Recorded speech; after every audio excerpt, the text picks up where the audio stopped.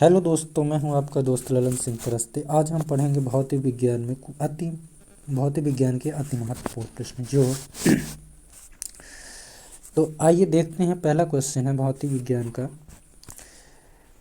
कार्य का मात्रक क्या होता है। तो देखिए, कार्य का जो मात्रक होता है वो जूल होता है। कार्य का मात्रक क्या होता है? जूल होता है। लेकिन यहीं पे टाइम यानी समय का मात्रक क्या होता है? सेकंड होता है। और द्रव्यमान जो है, द्रव्यमान का मात्रक क्या होता है? ऐसा ही मात्रक। हमसे सवाल में पूछा जाता है कि इसके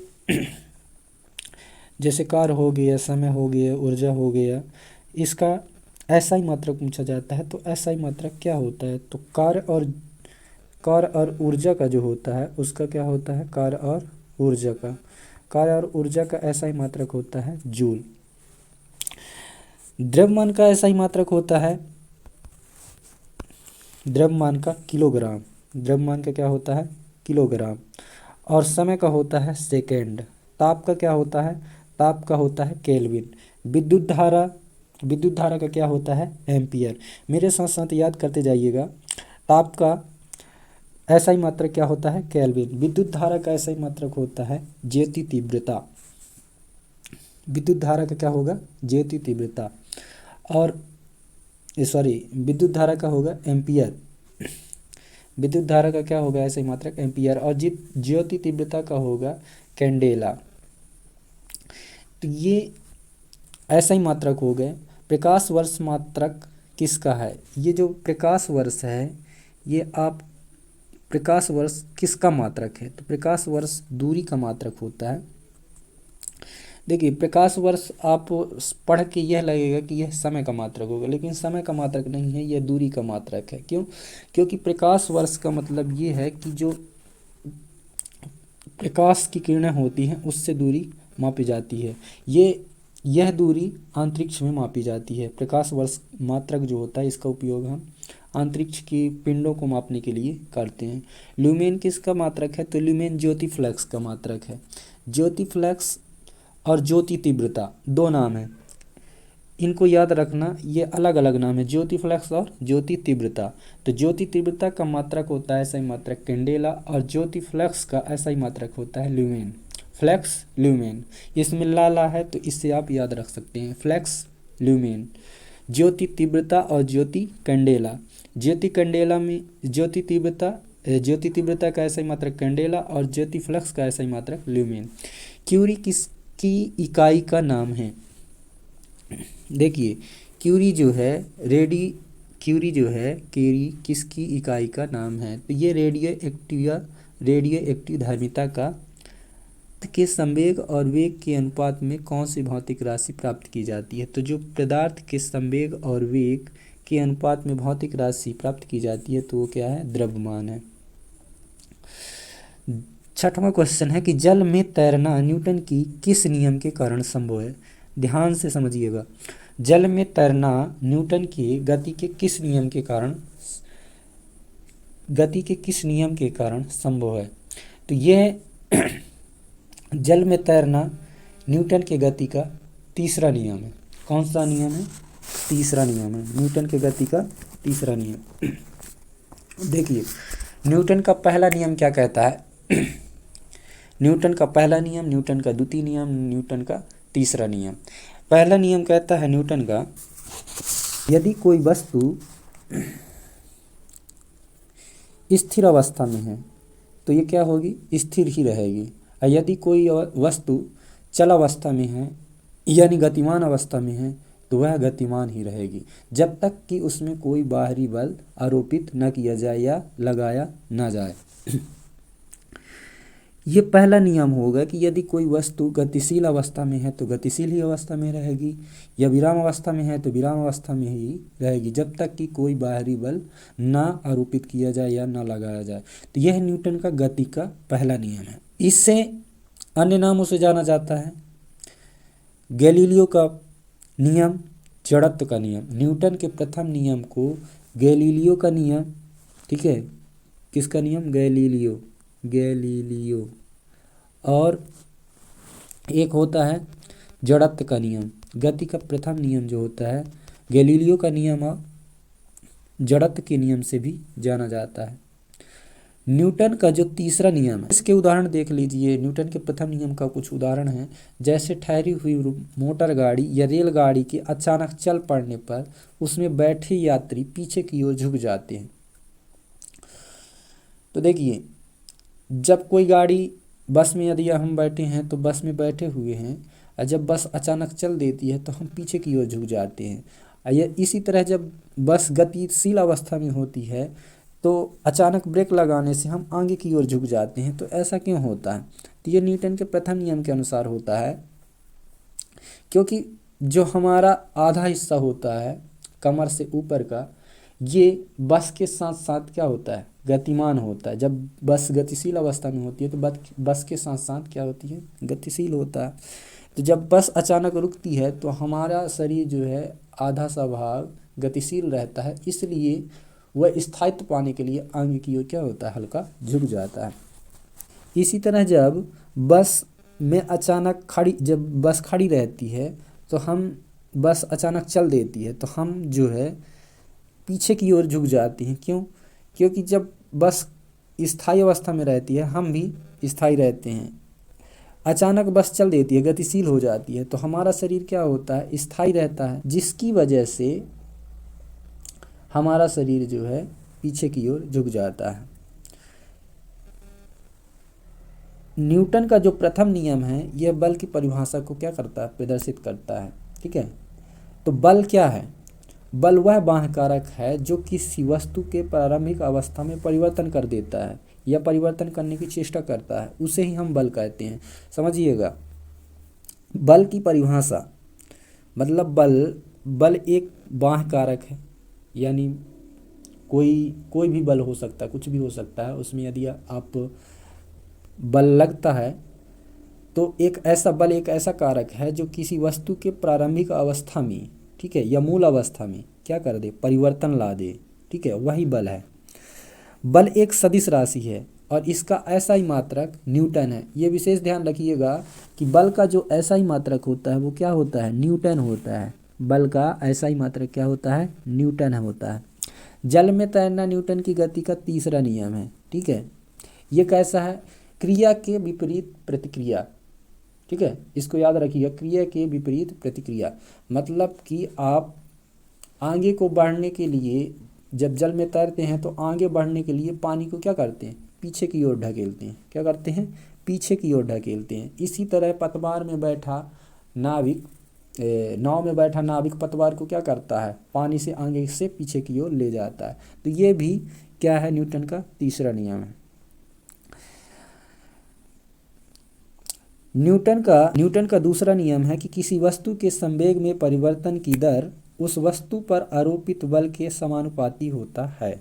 ठीक है, जो वह संवेग परिवर्तन बल की दिशा में ही होता है। तो यह न्यूटन का क्या है? दूसरा नियम है। यदि किसी वस्तु के संवेग में परिवर्तन की दर उस वस्तु पर आरोपित बल के समानुपाती होता है। कितना याद रखना है? हमारा अगला क्वेश्चन है कि रॉकेट की कार्यप्रणाली किस सिद्धांत पर करती है? तो जो रॉकेट होता है, हमारा 7वां क्वेश्चन है, जो रॉकेट होता है, रॉकेट की कार्यप्रणाली जो है, रॉकेट की कार्यप्रणाली वो संवेग संरक्षण पर आधारित है, संवेग संरक्षण पर कार्य करती है। अश्व यदि एकाएक अचानक चलना प्रारंभ कर दे तो अश्वारोही को गिरने की आशंका का कारण क्या है? देखो, अश्व मतलब होता है घोड़ा। घोड़ा एकाएक चलना प्रारंभ कर दे तो अश्वारोही यानी उस पर बैठने वाला सवारी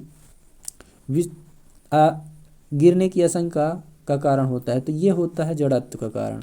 विराम, जड़त्व, न्यूटन का पहला नियम। ठीक है, न्यूटन का पहला नियम, यह न्यूटन का पहला नियम, जड़त्व, विराम। तो इसकी वजह से क्या होता है? अश्व जब आगे की ओर चलना प्रारंभ कर देता है, अश्व यानी घोड़ा आगे की ओर चलना प्रारंभ कर देता है। हाँ, कलीन की सफाई के लिए यदि उसे छड़ी से पीटा जाए तो उसमें कौन सा नियम लागू होगा? 9वां क्वेश्चन देखिए, यदि कलीन को छड़ी से पीटा जाए, कलीन को छड़ी से पीटा जाए, क्या कह रहा है 9वां क्वेश्चन? यदि कलीन को छड़ी से पीटा जाए, कलीन को की सफाई के लिए यदि उसे छड़ी से पीटा जाए तो उसमें कौन सा नियम लागू हो? तो ये गति का पहला नियम लागू होगा। क्यों? क्योंकि यदि कंबल या कलीन, कंबल को छड़ी से पीटने पर कलीन को यानी जो नीचे बिछाई जाती है दरी, उसको कलीन बोलते हैं, उसको अगर लाठी से छड़ी से झाड़ा जाए, ठीक है, तो जो कंबल होता है वो क्या होता है, स्थायी अवस्था में होता है। अब जब हम उसमें लाठी मारते हैं तो क्या हो जाता है, गतिशील अवस्था में। जब गतिशील अवस्था में हो जाता है, उसमें जो धूल कण होते हैं वो उससे क्या हो जाते हैं, अलग हो जाते हैं। तो यह गति का पहला नियम इस प्रकार करता है। समुद्र में प्लवन करते आइसबर्ग का कितना भाग समुद्र की सतह पर तैरता हुआ रहता है? देखिए, समुद्र में प्लवन करते ही आइसबर्ग का कितना भाग समुद्र की सतह पर तैरता हुआ होता है? तो 1/10। ठीक है। प्रकाश वोल्टी सेल के प्रयोग से सौर ऊर्जा का रूपांतरण करने के लिए किसका उपयोग? प्रकाश वोल्टी सौर ऊर्जा का रूपांतरण करने के लिए किसका उत्पादन होता है? ये प्रकाशीय ऊर्जा का उत्पादन होता है। 12वां क्वेश्चन है, स्वचालित वाहनों के द्रवचालित ब्रेकों का इस्तेमाल वस्तु किस नियम का सीधा अनुप्रयोग है? तो पास्कल का नियम। जब दूध को प्रबल ढंग से मथा जाता है तो उसमें क्रीम किस प्रकार की अलग हो जाती है? देखिए, स्वचालित वाहनों में द्रव चालित ब्रेकों का इस्तेमाल वस्तु के किस नियम का सीधा अनुप्रयोग है? तो ये पास्कल का नियम लगता है इसमें। और इसमें 13वां क्वेश्चन कहता है जब दूध को प्रबल ढंग से मथा जाता है तो उससे जो क्रीम अलग होती है वो किसके कारण होती है? तो अपकेंद्री बल के कारण होती है। किसके कारण होती है? अपकेंद्री बल। अपकेंद्री बल, अभिकेंद्री बल, ये क्या होता है? तो इसे समझना बहुत जरूरी है ना। अभिकेंद्री बल और अपकेंद्री बल। तो अभिकेंद्री बल क्या है? जब कोई वस्तु किसी वृत्ताकार मार्ग पर चलती है, ठीक है, जब कोई वस्तु किसी वृत्ताकार मार्ग पर चलती है, वृत्ताकार मार्ग पर चलती है, तो इसे हम क्या कहते हैं? अभिकेंद्री बल। तो उस पर एक बल वृत्त के केंद्र की ओर कार्य करता है। कहाँ केंद्र की ओर करेगा? बीच में। यूं समझ लीजिए कि एक पत्थर में आप रस्सी बांधकर आप घुमाते हैं तो इसमें कौन सा बल होता है? अभिकेंद्री बल, ठीक है। तो इसमें जो बल कार्य करता है वो कहाँ कार्य करता है? केंद्र की ओर। तो इस बल को अभिकेंद्री बल कहते हैं। इस बल के अभाव में वस्तु वृत्ताकार मार्ग पर नहीं चल सकती, यानी कि अगर इसमें कोई बल नहीं लगेगा तो ये वृत्ताकार मार्ग पर नहीं चल सकती है, ठीक है। यदि कोई, अब यहीं पे अपकेंद्री बल क्या होता है? तो अपकेंद्री बल होता है एक ऐसा ही जड़त्वीय बल, या कहना चाहिए अपकेंद्री बल कि न्यूटन के नियमों को लागू करने के लिए कुछ ऐसे बलों की कल्पना करनी होती है जिससे परिवेश में किसी पिंड से संबंधित नहीं किया जा सकता। ये बल छद्म बल या जड़त्वीय बल होते हैं। अपकेंद्री बल एक ऐसा ही जड़त्वीय बल या छद्म बल है जिसकी दिशा अपकेंद्री बल के विपरीत दिशा में होती है। कपड़ा सुखाने की मशीन, दूध की मक्खन निकालने की मशीन और अपकेंद्री बल के सिद्धांत पर कार्य करते हैं। देखिए, यहाँ पे आपको समझना पड़ेगा कि अपकेंद्री बल क्या है और अपकेंद्री बल क्या है। अभिकेंद्री बल तो समझा दिया। अपकेंद्री बल क्या होता है कि जब हम मथानी को डाल के दूध से मथते हैं तो इसमें कपड़ा सुखाने की मशीन और वो उससे मक्खन निकालने का मशीन, ये दोनों अपकेंद्री बल पर कार्य करते हैं, ठीक है। ये घुमाते हैं तो बाहर की ओर घूमता है, ठीक, लेकिन ये अंदर केंद्र की ओर बल लगता है। तो अभिकेंद्री बल और अपकेंद्री बल, अपकेंद्री बल में बाहर की ओर बल लगता है, अभिकेंद्री बल में अंदर की ओर बल लगता है, ठीक है। ये सवाल पूछा जा सकता है। हमारा नेक्स्ट क्वेश्चन है, 10वां है, जेट इंजन किसके संरक्षण सिद्धांत पर कार्य करता है? तो ये रैखिक संवेग के संरक्षण पर सिद्धांत पर कार्य करता है। किसी तुल्यकारी उपग्रह की पृथ्वी की सतह से ऊंचाई लगभग कितनी होती है? तो तुल्यकारी उपग्रह का मतलब ये है कृत्रिम उपग्रह, ठीक है। कृत्रिम उपग्रह, तुल्यकारी उपग्रह। कृत्रिम उपग्रह जिसे मानव ने बनाया है, और कृत्रिम उपग्रह दो प्रकार के होते हैं, कृत्रिम उपग्रह और प्राकृतिक उपग्रह। प्राकृतिक उपग्रह मतलब कि जो जैसे चंद्रमा हो गया, ये प्राकृतिक उपग्रह है जिसे भगवान ने बनाया है। तुल्यकालिक उपग्रह मतलब जिसे मानव ने बनाया है, तो ये पृथ्वी तल से कितनी दूरी पर होते हैं, तो 36,000 किलोमीटर की दूरी पर होते हैं। और इनको किस गति से भेजा जा सकता है, तो 11.5 किलोमीटर प्रति सेकेंड की गति से भेजा जाता है, तब जाके ये वहाँ पे स्थापित होते हैं 36,000 किलोमीटर की दूरी पर। पृथ्वी के गुरुत्वाकर्षण का कितना भाग चंद्रमा के गुरुत्वाकर्षण के नज़दीक है, पृथ्वी का कितना भाग चंद्रमा के गुरुत्वाकर्षण के सबसे नज़दीक है, तो 1/6 भाग। ठीक है, कहना चाहिए कि पृथ्वी का गुरुत्वाकर्षण और चंद्रमा के गुरुत्वाकर्षण में क्या अंतर है, तो 1/6। 1/6वां हिस्सा जो है, 6वें हिस्से का एक हिस्सा के बराबर गुरुत्वाकर्षण है, कहाँ, चंद्रमा में। वर्षा की बूंद का आकार गोलाकार किस 17वां है, वर्षा की बूंद का गोलाकार किस कारण से हो जाता है, तो ये गोलाकार हो जाता है पृष्ठ तनाव। इसको सरफेस टेंशन भी कहते हैं, अंग्रेजी में सरफेस टेंशन। पृष्ठ तनाव जो होता है, पृष्ठ तनाव मतलब कि किसी सतह, पृष्ठ मतलब सतह में अगर बूंद पड़ती है तो वो गोला जो होता है वो किसके कारण हो होता है, तो वो तनाव के कारण होता है, उसमें एक बल कार्य करता है, तनाव।